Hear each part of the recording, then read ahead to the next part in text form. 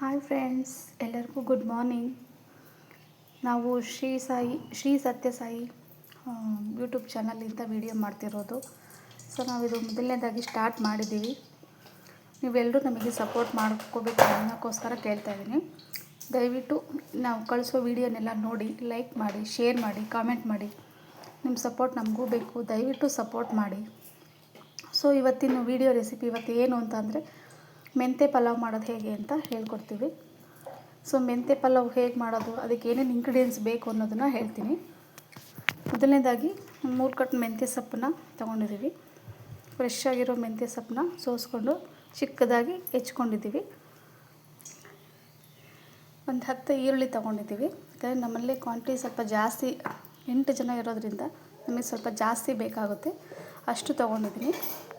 ನಿಮ್ಮ ಮನೇಲಿ ಕಡಿಮೆ ಜನ ಇದ್ದರೆ ಸ್ವಲ್ಪ ತೊಗೊಂಡ್ರು ಸಾಕಾಗುತ್ತೆ. ಇಷ್ಟು ಈರುಳ್ಳಿ ತೊಗೊಂಡಿದ್ದೀನಿ.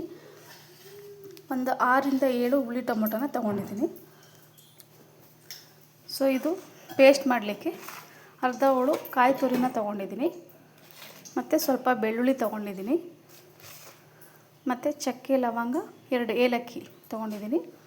ಮತ್ತು ಸ್ವಲ್ಪ ಕೊತ್ತಂಬರಿ ಸೊಪ್ಪು, ಪುದೀನ ಸೊಪ್ಪನ್ನ ರುಬ್ಬಲಿಕ್ಕೆ ಅದನ್ನು ವಾಶ್ ಮಾಡಿ ಇಟ್ಕೊಂಡಿದ್ದೀನಿ. ಸೊ ಬನ್ನಿ ಈಗ ಅದನ್ನೆಲ್ಲ ಹೇಗೆ ರೆಡಿ ಮಾಡೋದು ಅನ್ನೋದು ತೋರಿಸ್ಕೊಡ್ತೀನಿ. ಸೊ ನೋಡಿ, ಈಗ ಪಲಾವ್ ರೆಡಿ ಮಾಡಲಿಕ್ಕೆ ನಾವು ಕುಕ್ಕರ್ನ ಇಟ್ಟಿದ್ದೀವಿ. ನಾವು ಒಂದು ಕಪ್ಪು ಎಣ್ಣೆನ ತೊಗೊಂಡಿದ್ದೀವಿ. ನಿಮಗೆ ಸ್ವಲ್ಪ ಎಣ್ಣೆ ಜಾಸ್ತಿ ಬೇಕು ಅಂದರೆ ಇನ್ನೊಂದು ಅರ್ಧ ಕಪ್ ನೀವು ಹಾಕೋಬೋದು. ಅದಕ್ಕೆ ನಾವು ಸ್ವಲ್ಪ ಲವಂಗ ಹಾಕೋತಾ ಇದ್ದೀವಿ. ಎಣ್ಣೆ ಬಿಸಿಯಾಗಿದೆ.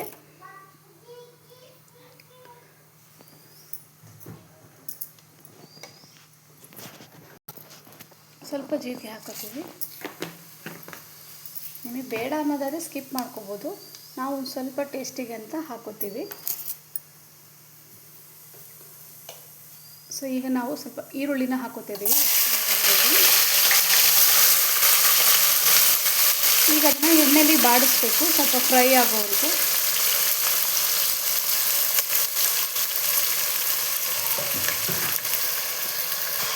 ಸೊ ನೋಡಿ, ಸ್ವಲ್ಪ ಫ್ರೈ ಆದರೂ ಸಾಕು.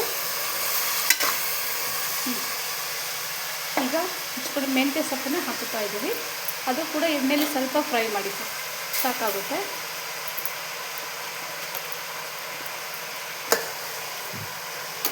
ಇದೆಲ್ಲ ನೀಟಾಗಿ ಎಣ್ಣೆಯಲ್ಲಿ ಸ್ವಲ್ಪ ಬಾಡಿಸ್ಕೊಂಡ್ರೆ ಅದು ನೀಟಾಗಿ ಫ್ರೈ ಆಗುತ್ತೆ.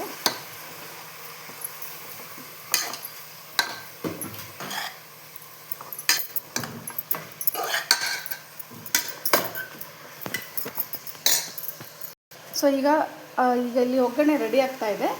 ಈಗ ರುಬ್ಬೋದಕ್ಕೆ ಏನೇನು ಹಾಕ್ಕೋಬೇಕು ಅಂತ ತೋರಿಸ್ಕೊಡ್ತೀನಿ. ನಾನು ಕಾಯಿ ತುರಿ ತೊಗೊಂಡಿದ್ದೇನಲ್ಲ, ಕಾಯಿ ತುರಿ ಹಾಕ್ಕೋತಾ ಇದ್ದೀನಿ.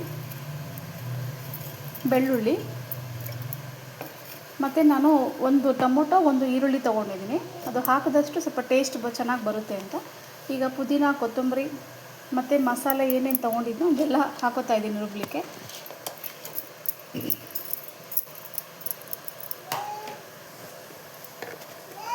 ನಾವಿಲ್ಲಿ ಹಸಿಮೆಣ್ಸಿನ್ಕಾಯಿನ ಯೂಸ್ ಮಾಡ್ತಾಯಿಲ್ಲ, ಖಾರ ಪುಡಿನ ಯೂಸ್ ಮಾಡ್ತಾಯಿದ್ದೀವಿ. ಅಂದರೆ ಇದು ಒಂಥರ ಟೇಸ್ಟು ಚೆನ್ನಾಗಿರುತ್ತೆ.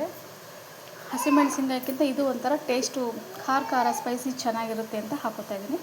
1.5 ಸ್ಪೂನ್ ಆಗುವಷ್ಟು ಖಾರ ಪುಡಿನ ಹಾಕ್ಕೊಂಡಿದ್ದೀನಿ. ನಿಮಗೆ ಖಾರ ಜಾಸ್ತಿ ಬೇಕು ಅನ್ನೋದಾದರೆ ಒಂದು ಅರ್ಧ ಸ್ಪೂನ್ ಹಾಕ್ಕೊಳ್ಳಿ, ಇಲ್ಲ ಅನ್ನೋದಾದರೆ 1 ಸ್ಪೂನ್ ಸಾಕಾಗುತ್ತೆ. ಸೊ ಬನ್ನಿ ಇದನ್ನು ಈಗ ಪೇಸ್ಟ್ ಮಾಡ್ಕೊಂಬರೋಣ. ಈಗ ಅದು ಸ್ವಲ್ಪ ಫ್ರೈ ಆಗಿದೆ. ಆಮೇಲೆ ಟೊಮೊಟೊ ಹಾಕ್ತೀನಿ, ಯಾಕಂದರೆ ನಮ್ಮಲ್ಲಿ ಟೊಮೊಟೊ ಸ್ವಲ್ಪ ಜಾಸ್ತಿ ಬೇಕಲ್ಲ. ಲಾಸ್ಟಲ್ಲಿ ಹಾಕೋತಾ ಇದ್ದೀನಿ. ಇದೇನು ತುಂಬ ಬಾಡಿಸೋದೇನು ಬೇಡ, ಸ್ವಲ್ಪ ಮೀಡಿಯಮಾಗಿ ಬಾಡಿಸಿದ್ರೆ ಸಾಕಾಗುತ್ತೆ. ಸೊ ನೋಡಿ, ಇಷ್ಟು ಈಗ ಫ್ರೈ ಆಗಿದೆ. ಈಗ ನಾನು ಸ್ವಲ್ಪ ಅರಿಶಿನ ಹಾಕೋತೀನಿ.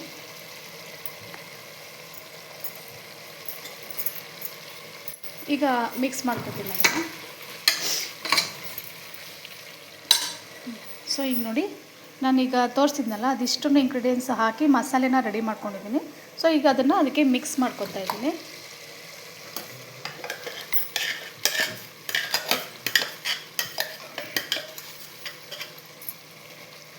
ಈಗ ಅದನ್ನೆಲ್ಲ ಫುಲ್ಲು ಮಿಕ್ಸ್ ಮಾಡಿ ಸ್ವಲ್ಪ ಬಾಡಿಸ್ಕೊಳಕ್ಕೆ ಒಂದು 5 ನಿಮಿಷ ಬಿಡಬೇಕು ಕುಕ್ಕರಲ್ಲೇ.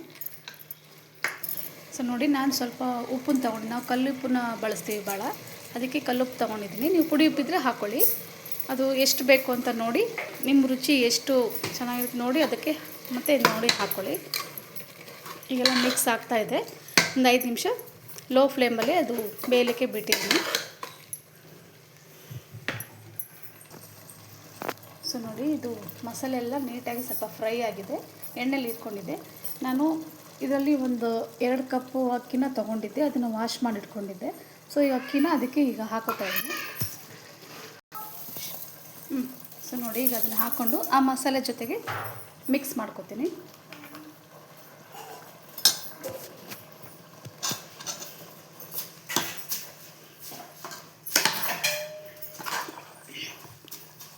ಮುಂಚೆಗೆ ನೀವು ಅಕ್ಕಿಲಿ ಮಿಕ್ಸ್ ಮಾಡೋದ್ರಿಂದ ಮಸಾಲೆ ಎಲ್ಲ ನೀಟಾಗಿ ಅಕ್ಕಿ ಜೊತೆಗೆ ಹಿಡಿಯುತ್ತೆ.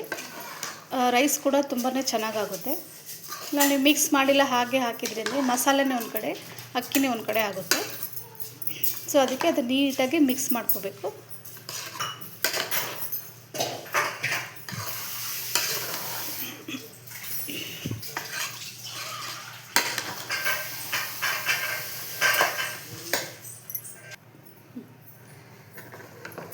ಸೊ ನೋಡಿ, ಅಕ್ಕಿ ಎಲ್ಲ ನೀಟಾಗಿ ಫ್ರೈ ಆಗಿದೆ.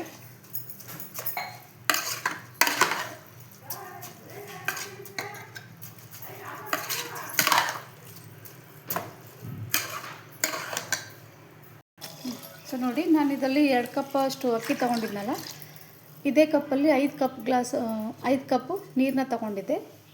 ಈಗ ಅದೆಲ್ಲ ಫ್ರೈ ಆದಮೇಲೆ ನೀರನ್ನ ಹಾಕ್ಕೊಂಡು ಮಿಕ್ಸ್ ಮಾಡ್ಕೊತೀನಿ.